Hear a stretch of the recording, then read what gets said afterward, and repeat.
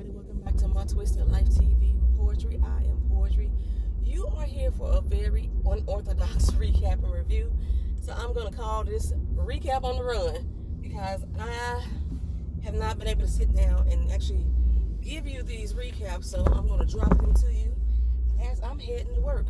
I got my notes here. I'm going to start off with Real Housewives of Potomac. Oh, child. Okay. Days of our lives. I still don't even know why they stressing on the fucking knife.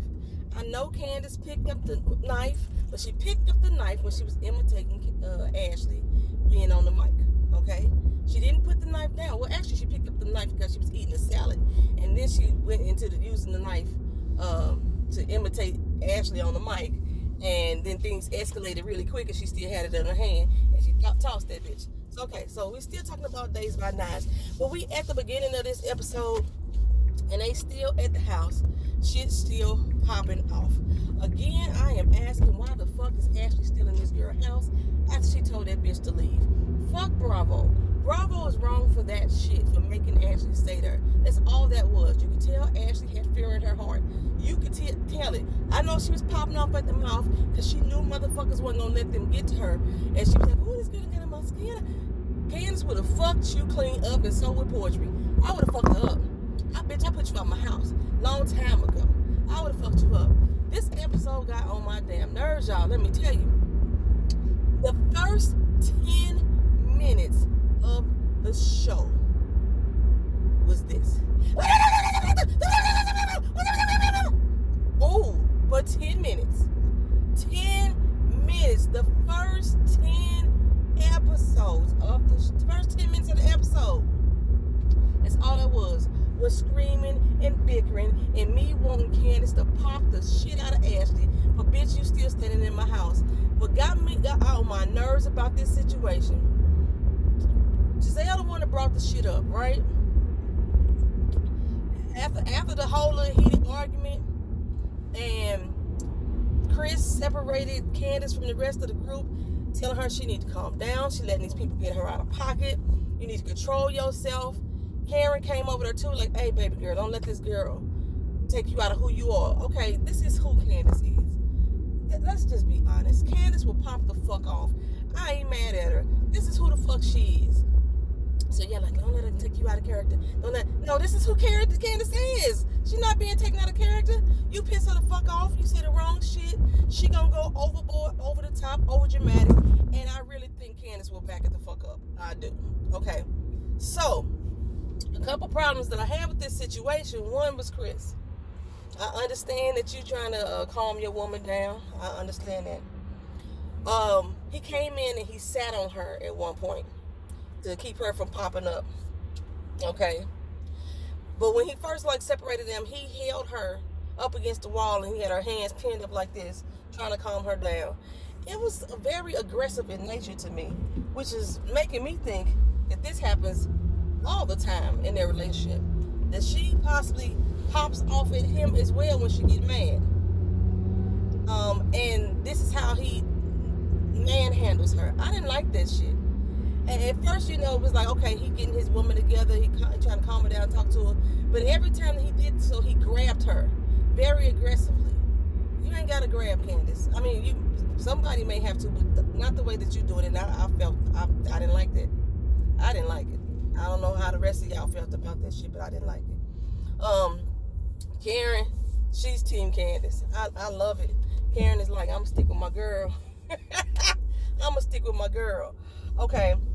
So, but Giselle, in the heat of this shit, after Candace has already put Ashley out, Ashley is still standing there in the kitchen. Giselle said, oh, well, she said your husband some stuff about some other things that could clarify why she feel the way she feel. So let's talk about that. And Ashley like, what she say? Oh, that girl got me fired up. That girl got you scared. Fired up ain't it? The girl got you scared. And so she said, well, I wasn't there. Robin was there. Candace was there. Chris was there. So, Robin, why don't you take over? And Robin looked like, what the fuck? Robin had not said she was going to talk about this. Giselle said she wanted to bring it up, but she just threw her bestie under the bus like that. But Robin like, fine. Okay, your husband said he wanted to suck a dick. He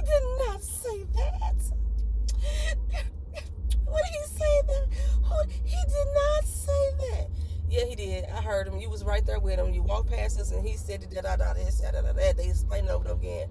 Oh my God, I can't believe you. Who did he say it without? Ashley knew she was convicted and caught. That's what that whole look was. She was convicted and caught. She couldn't hide it on her face. It read all through her body language that she was saying, oh fuck, I didn't think they heard that shit. Or if they did, I thought they was too drunk to notice. Because then she said, Candace was laying out on the floor drunk, and then you was this type of drunk. How you know how drunk everybody was when you claimed to had been so drunk? Because you was fucked up, remember? Remember, Michael had to take you outside earlier in the day, and this is later. Y'all drinking more. Okay, but that's their excuse why they don't know what the fuck that they heard. And Robin like, no, I know what I heard. I know what I heard. So, they bring Candace back into the room. Like, I'm still like, Candace, why is she still here? But they bring Candace back into the room, and Candace is like, yeah, your husband wants to go suck a dick. You know, and then they just sparked it all back up again, and she turned it completely on. Candace like, I can't believe that you spreading these lies and this, that, and another. And Robin is like, you know, sitting there now, excluded from the conversation. It ain't about Robin. Robin don't know. Robin has no fault in this. It's all what Candace is doing. And then so she's still throwing up about the mama, and your mama pay for this, your mama pay for that. You know, that's a sore spot for Candace, like I said last time. And so to deflect even further, because Candace wasn't backing down, and like Candace was coming at her like a rabid dog, I do agree. And like I said, I ain't mad about it. She says to Candace, oh yeah, you're such a liar, the same way you lied about Katie looking like Amistad. Candace said, we ain't talking about that right now. Like, why you keep trying to change the conversation? We talked about your husband and the dick situation. So she went on about the Amistad thing, and Katie's face was like, you know, whatever. Katie looked like she was so over it. She was sitting in the chair like, Monique like, wait a minute, whose dick? I want to know whose dick. You know, who dick he's trying to suck. So Robin said, one of our men in this room, one of our husbands. When she said one of our husbands, they flashed pictures of all the men. When they got the Ray, I fell out laughing, y'all. I don't know why, but I fell out laughing when they got the Ray. I guess Ray could be an attractive man to somebody, especially to a man with homosexual tendencies, if that's what the man really got. He did want to grab Ray's ass, remember that? So maybe it was Ray, but I just took it. It was a tickle. I had a deep tickle in my soul when they flashed the picture on Ray. But I'm thinking it's not Juan. We were all assuming it's Juan because Juan is very attractive. You know what I'm saying? But we're all thinking it's not Juan. Well, I'm thinking it's not Juan. One, because when it was said, I think Robin would have been more, the fuck you say? You know, to Michael at the time. Chris and Robin looked at each other, you know, kind of odd, as if like, oh shit. I don't think it was Juan. Even though you see they trying to build up like he got a deep affection for Juan. I don't know why, but I'm thinking it's either Chris or Ray. I really do think it's Chris or Ray.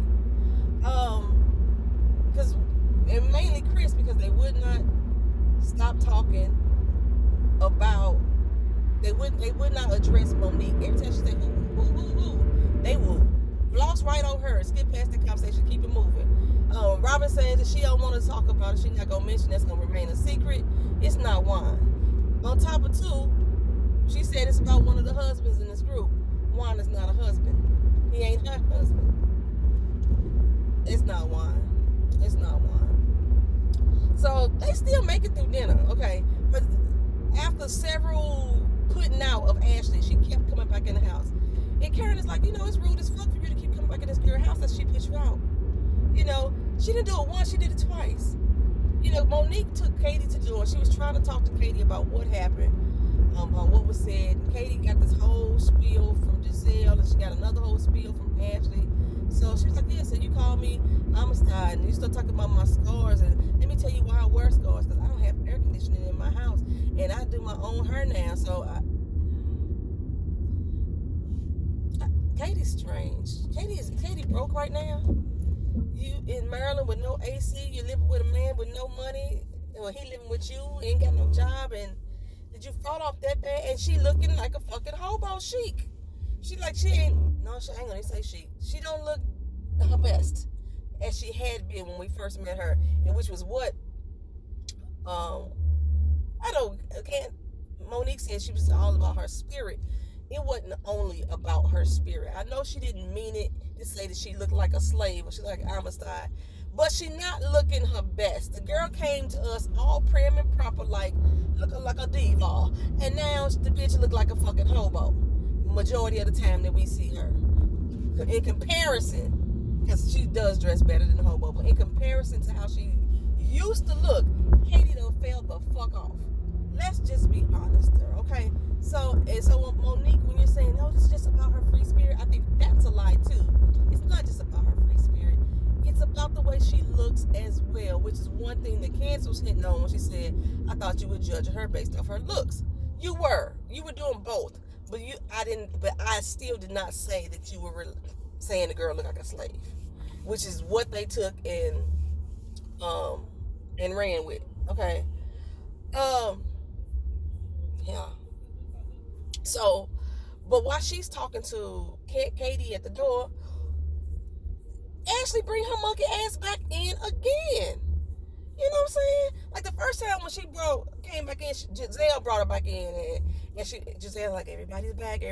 And Ashley like, why? Why is everybody back? You know what I'm saying? I don't know how many, she put that girl at her house so many fucking times. I think she left 3 times and came back at least 2 or 3. The last time Ashley escorted her ass and you don't get the fuck out of my damn house. You know what I'm saying? You don't get the fuck out of here. Well, Katie and Ashley was riding, and Katie said, well, damn, is Michael gay? You know, no, he's not gay. But did he say that? He just want to suck a dick? No, he don't want to suck a dick.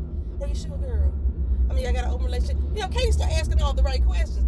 Katie didn't believe a word that Ashley said. She didn't believe a motherfucking word that Ashley said at all. You can see it in Katie's body language. You can tell it in Ashley's body language that she was feeling really uncomfortable because the truth has been out, and she wouldn't even make really direct eye contact with Katie for real. She kept looking out the window. No, girl. No.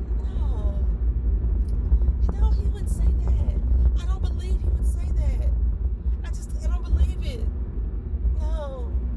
Like, Katie know because Michael grabbed her man's ass when they first met. Andrew, remember him? Katie ain't clueless. And I thought that Katie and Ashley had slept together, if I wasn't mistaken. I thought that's the lie that Ashley was letting everybody believe. Or she had freaked up, you know.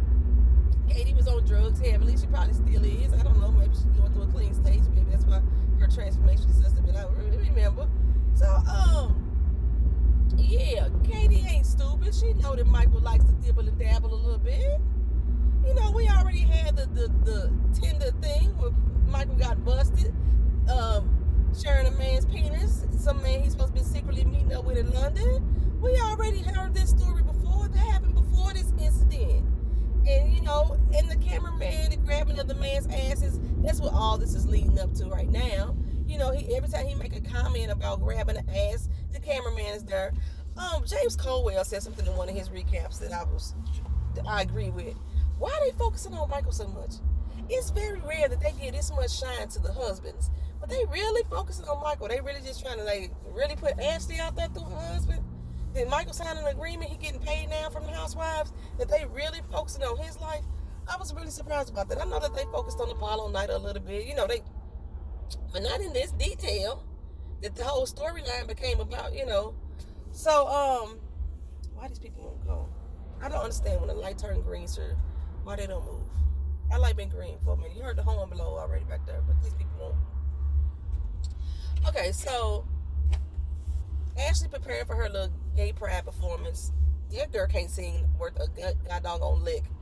The Virginia gay pride people decided to have her perform her song "Coffee and Love" or something like that. Oh, when she did it for her husband the first time, and when she performed it on this stage the second time, I was like, what in the entire fuck shenanigans is this? Her and her brother, I think her brother just trying to be a rapper. Her brother Casanova, just trying to be a rapper. And they just did this shit, and of course there's gonna be somebody that like this whack ass shit. Listen to the damn mumble rap that we listened to today. Listen to Jocelyn Hernandez. She has such a big fucking following for her music. She fucking horrible too. You know, somebody gonna like the horrible shit. Okay, so she got invited to go, but I think this was more so for me, just to have shine on Virginia Gay Pride, because you was gonna have this Real Housewives of Potomac person there, and you getting some media play. Oh, we got somebody, Ashley Darby from Real Housewives of Potomac. She a reality TV star. Reality TV stars seem to be more prominent these days than trained actors. You see, they popping up on regular movies and shit like that, as if they really actors. That's how you can tell most of these bitches are acting. And some of this is a farce. Because now all of a sudden, they so good that they reality lives was so good that they can go onto a scripted set and act for real. That's how you know half the shit fake. But this deep between Candace and Ashley, oh, that shit's real. You can't make me believe otherwise. That shit ain't real. So Ashley feeling some kind of way about Robin now. I can't believe Robin would go on attack with Candace to me. She's supposed to be my friend. She didn't have my back at all. And Giselle is like, wait a minute. Ashley is clearly deflecting her. You know, she won't acknowledge what the fuck her husband has done, so she's trying to put it on Robin now. Like, where'd they come from? We already know. It's no need to further explain any of that stuff, right?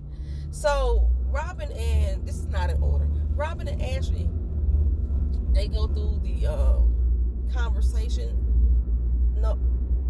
about why she attacked her with Candace. Robin is like, I didn't attack you with Candace. She said, yeah, while she was coming at me and she brought this up that you just co-signed all the false allegations. Said, first of all, I didn't co-sign shit that was false. And what I saw, I know what the fuck I saw. I know what the fuck I heard. I didn't co-sign anything false. But let's go back to the beginning. Giselle is the one that brought this up. Didn't nobody bring this up? Candace didn't even bring it up. Giselle brought it up. Because Candace wasn't even in the room when it was brought up. Okay? But let's forget all that. She want to skip over all that. And just make this about, that she was attacking me, and Candace wasn't attacking you either. Bitch, you started with her. Let's get that straight too. I told you to leave my motherfucking house. Let's get to number 3. You know what I'm saying? And you wanted to just keep standing there. I'm going to throw daggers at you as much as I possibly can, including fucking butter knives. That's how the fuck I feel about that there. Well, anyway, speaking of mommy issues, because like I say, Candace's mama is a trigger for her. Candace calls up Dorothy and invites her to therapy. I was very surprised that she was going to go. Candace was even surprised when Candace made the phone call. She was ready to hang up on her. She thought that Dorothy was going to pop off. But Dorothy didn't. She said, okay, I'm going to go to therapy. Okay. They're going to see Dr. Ken. Remember, Giselle had referred Candace over to Dr. Ken. They get there, and I was wondering, I was like, how this finna go down? Because you know damn well Dorothy is a therapist too. How do therapists treat other therapists, in their sessions? Like, how do they able to cope with that? Shit, coming through the door, Dorothy let him know, I'm a therapist too. Hey, how you doing? He said, oh, all right. So glad y'all could join me. Basically, Dr. Ken was saying, I'm going to translate for you. Dr. Ken said, here we go with this bitch right here. That's what Dr. Ken said. And so we get down and we sit down, and he said, we're going to set some ground rules here. Ain't no going to be no talking over each other. That's not going to happen here in my session. Capiche? They both agreed. Number 2, Dorothy, you're not a professional here. You're a client. Dorothy said, oh, all right. That was Dorothy's way of saying the fuck I ain't. Let me translate that for you. She said the fuck I ain't. All right. When he said, ooh, all right, that was like, okay, here we go. When she said, ooh, all right, that was her saying the fuck I ain't. You know what I'm saying? Ooh, all right could mean a lot in the black community. All right, I got you. Is basically what they said. I want to floss my teeth, y'all. I always think like massaging my gums by flossing my teeth. I'm late. It's already 8 o'clock. I'm supposed to be at work, and I'm not even on the highway yet. Go. There's no reason this big, carrying this heavy load should be going this fucking faster than you. Come on, let's get it. Okay. So, on the ride to therapy, it was such an uncomfortable state. Earlier we learned that Dorothy had popped Candace in the face with the purse. Remember I said there was possibly 2 situations that happened here. She was dealing with somebody, they don't have that type of relationship. Dorothy not that type of person that's gonna let you cuss them out or whatever, and she hauled off and popped her in public. That's what, I didn't say it was right. Even when I talked about my big mama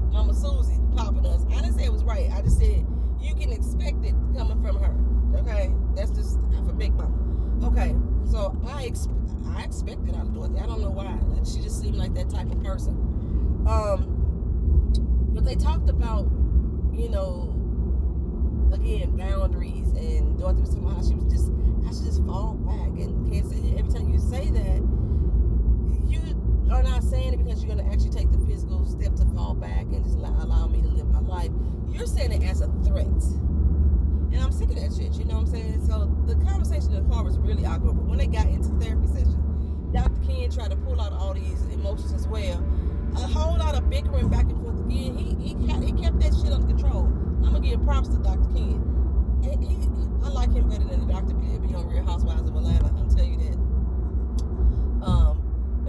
So Dr. Ken was like, hey, you're not going to talk over her. It's her time.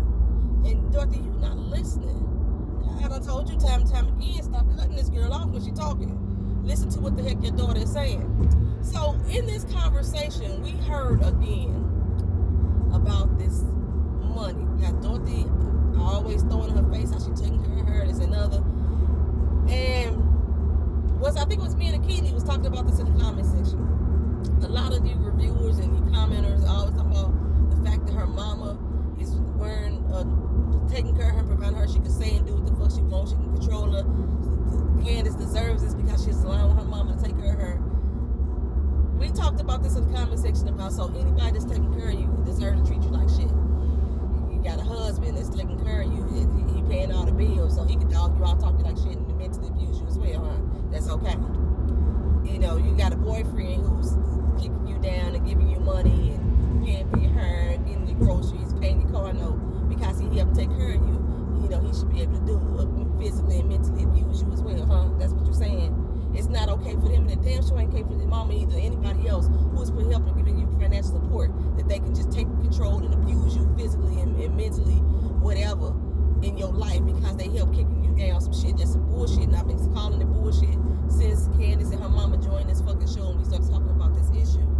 But y'all like to keep making excuses for Candace, and y'all making excuses because y'all don't like the girl. Let's just be honest. You don't like her, just say you don't like her, but please stop using that fucking excuse that her mama is allowed to abuse her in this manner because she giving her money. But in this session, we talked about this money issue like we talked about it before. It's been said before. Candace has already said that her and Chris pay on this doggone mortgage. Her mama pays on this mortgage as well. The terminology from rent to mortgage keeps getting flipped around here, or whether it's really rent or whether it's really mortgage. And like again, I said I was on James Colwell's channel. I think he changed his name to Spiller Boy TV. I'm on his channel, and he talked about this in one of his recaps. I want to say it was a couple weeks ago. This is the reality of it all. Candace's mama bought this condo for Candace. Candace's mama live in Atlanta. Been living in Atlanta for 20 years. She bought this condo for Candace. Candace moved her boyfriend in. Her mama said if he gonna live there, he need to pay too. Okay? So Candace and Chris are paying Dorothy on the mortgage to stay there. So the full mortgage is not being paid by not one person in full. What that makes them is tenants. That's what James Colwell said. I would totally agree. That makes them tenants of Dorothy because her name is the only one on the deed to this house. And we have heard this because Candace has said her mama keeps threatening them to sell the house every time they get into an argument. She can't threaten to sell it and she ain't the one who don't own it. And if y'all are paying her money, then y'all are basically tenants. Basically, like I said, it's a mortgage out there. I got a $1,500 mortgage. Chris supposed to pay $500. You supposed to pay $500. I pay $500. I don't know if that's the breakdown, but we're just gonna use that as an example. You are fucking tenants of your mother, okay? But it's still your place. I'm renting the house I'm in right now. This is my home. If people come into my home and I put you the fuck out, you ain't finna wait for my landlord to come in and put you out. I'm putting you the fuck out, bitch, because it's my home. I'm the one that's paying rent there. And that's what Ashley is that's what none of them are failing to see. But that's what Candace and Chris are doing. Okay, now I remember Dorothy did say too that Candace hadn't paid her portion in months. I remember her saying that as well. She said it, I thought she said it 6 months if I had to be exact, that Candace hadn't paid. And she probably didn't allow Candace to pay because that's her fucking daughter, what have you. She gave us some leniency. Her mama gonna hold this shit over her head. Chris is still paying his share. She didn't say Chris wasn't paying his. But she probably giving Candace some leniency, if that part is true. But in this session, Candace said, Mama, let's be honest. The only thing that you helped me pay for is on this mortgage. That is the only thing.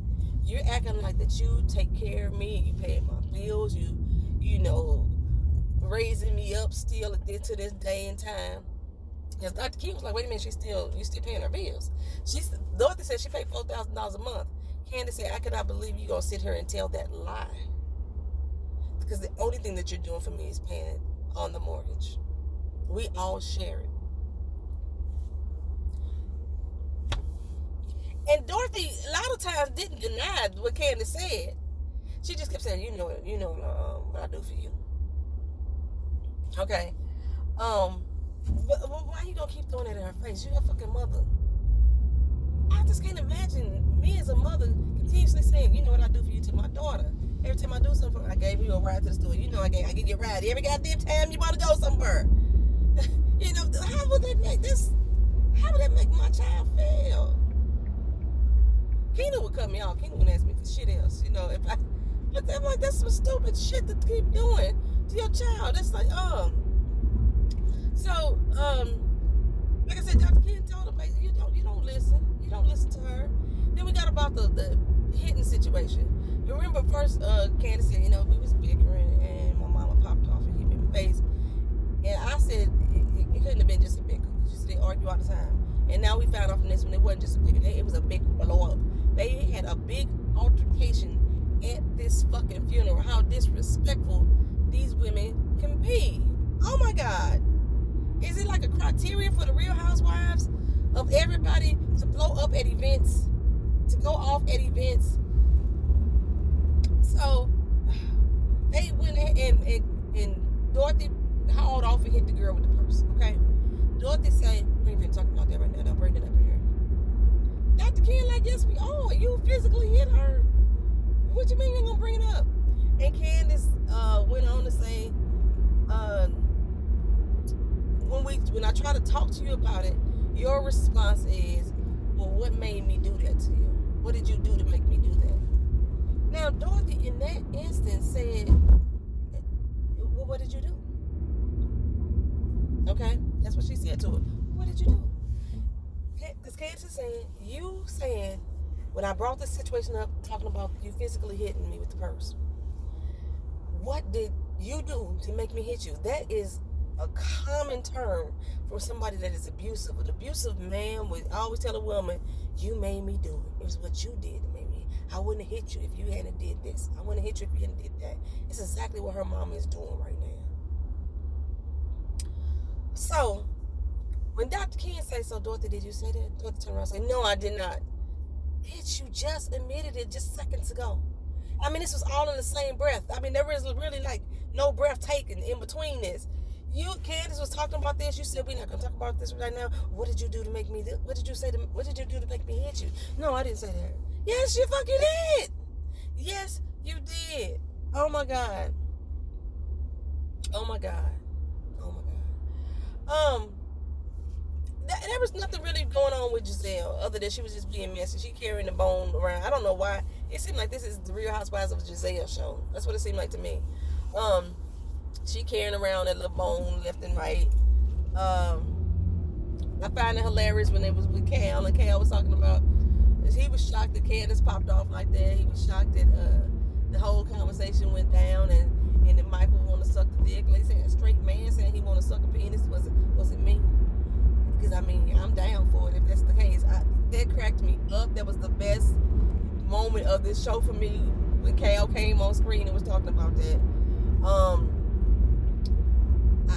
Ashley basically stormed off from Robin. She don't want to talk to her no more because she thinks she's teaming up with her against Candace. They intentionally went after her together.